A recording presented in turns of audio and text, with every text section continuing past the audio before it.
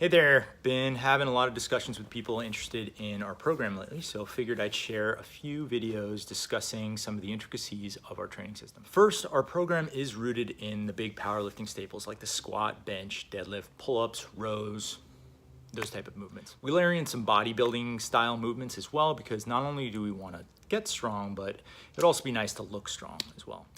To get strong, you need to create a situation where you can progressively overload more weight, reps, or reduce or rest over time. We use tools like barbells, dumbbells, kettlebells, mainly because it's easy to objectively measure improvement, right? We can add a weight, a number of sets, and reps.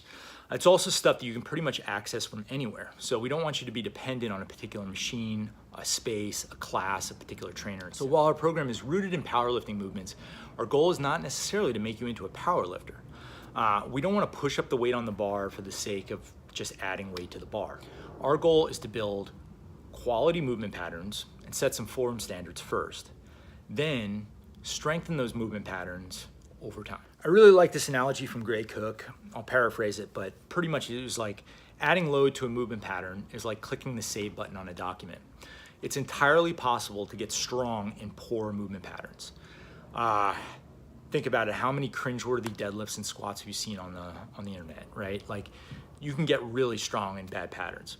So form first, then add load. If the load creates a situation where your form is starting to get compromised, your coaching staff is here to keep you in check and adjust the program or the technique accordingly to get you back on track.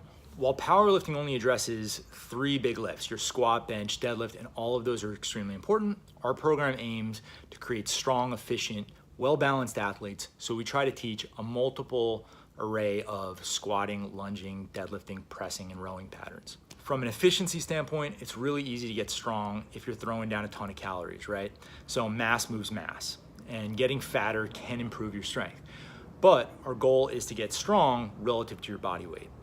There might be periods of time where you're like actively focusing on slowly putting on muscle, and then there's going to be others where you're slowly trimming off the fat while maintaining as much strength as possible. So long story short, when you're consistently training and you're working in efficient movement patterns and you're progressively overloading, magically you get strong.